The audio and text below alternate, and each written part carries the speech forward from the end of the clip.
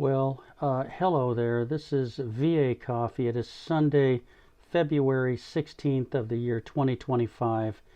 And yes, this is sad news, and it's probably going on around the country.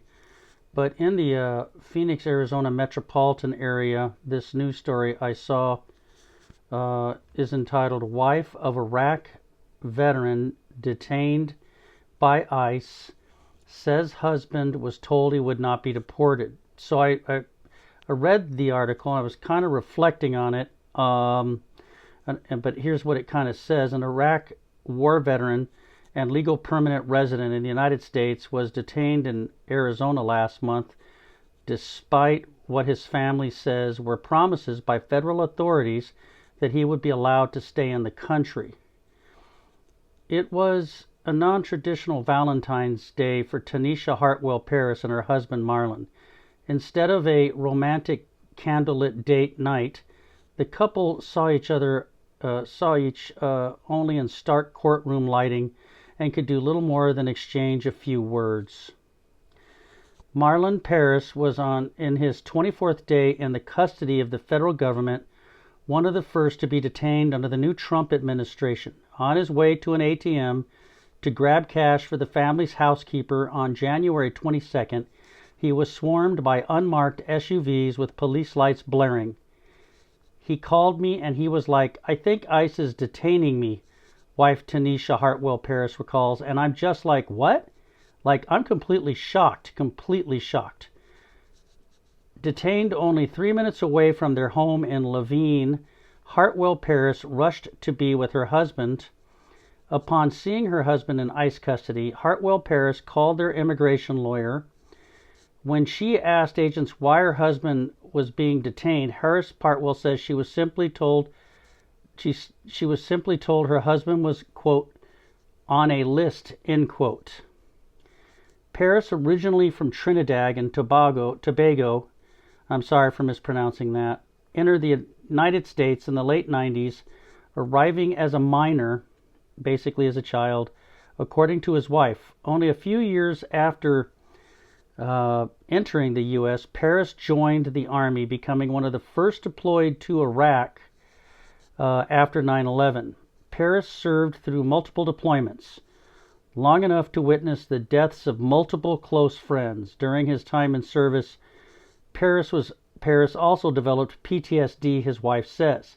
Despite these tragedies Paris experienced overseas, Hartwell Paris says her husband has pride for his military service. In 2011, after he left the Army, Paris pled guilty and served 5 years in prison for a non-violent felony drug charge. So that was in 2011. After he left the Army, he pled guilty and served 5 years in prison for a non-violent felony drug charge. My husband is a very responsible person, Hartwell Paris said. He's taken accountability for everything that he has done. Taking accountability comes with, if there is any time that needs to be served, I'm going to serve that time. When Paris was released in 2016, he says he received a letter of no interest from ICE and the Department of Homeland Security,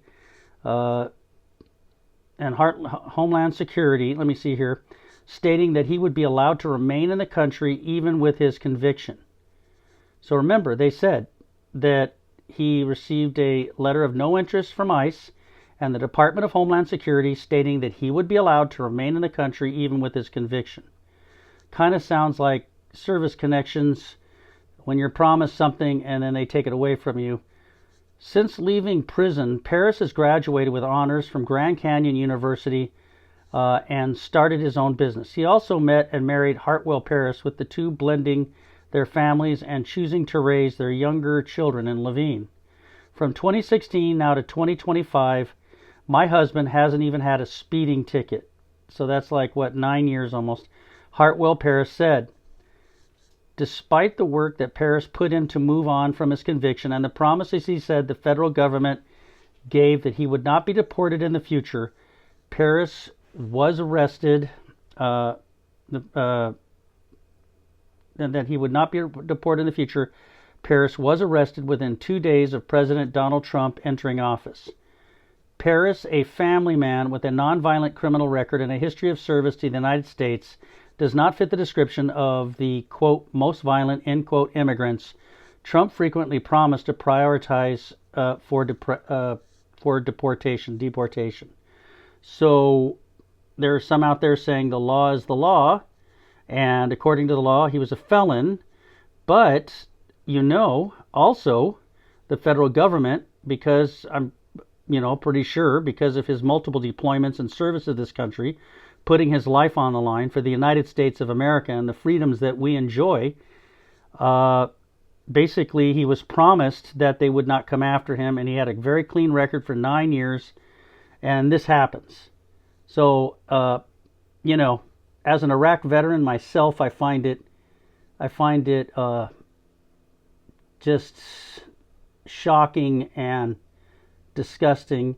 I can understand if the guy was a violent criminal and if ICE had not promised him, even then I would have looked to see, hey, are there exceptions here? Because there are groups of people, and there are groups. One particular group is Deported Veterans, and I'm not sure the exact name, but they basically work to bring home deported veterans who served our country. But anyways, this is, I think going after the wrong individuals that serve our country, and I'm hoping that they will rescind this and look personally at the man's record. But I highly doubt that it's going to happen. I don't see the empathy. I don't see the compassion of the individual in the White House doing this. But he does have the power. I'm sure he won't see this video. But hey, who knows? Maybe, and I will put the link to this. So my reflection upon this article and analyzing it, it seems very accurate to me. And it wasn't even done. I mean, let's finish it up. That's the hardest part that he suffers with, because it's kind of, in a sense, I did everything right, and I'm still in this facility away from my family, his wife said. Despite Paris being a legal permanent resident when Trump was reelected, the family began to prepare.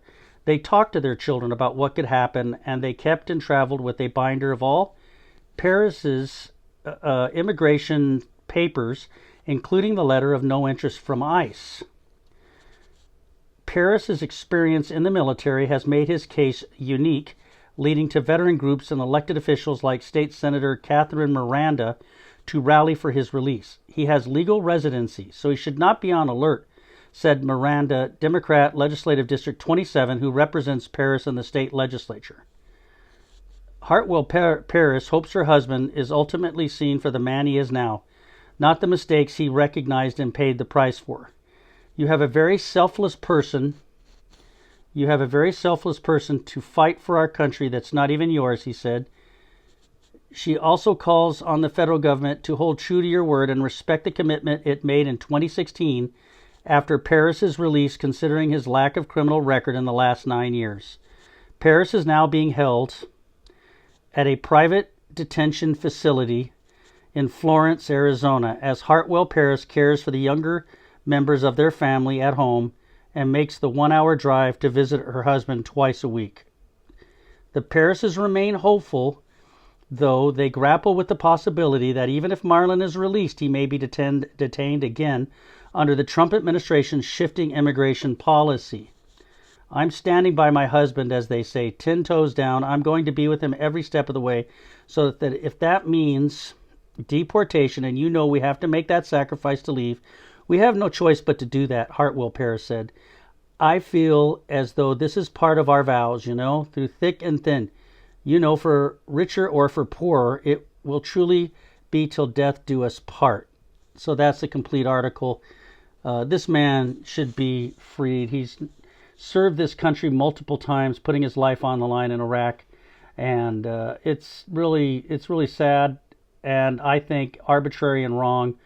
I'm hoping against hope that somebody in the Trump administration shows compassion, common sense, and the recognition that this man is a veteran of the United States who served honorably in Iraq.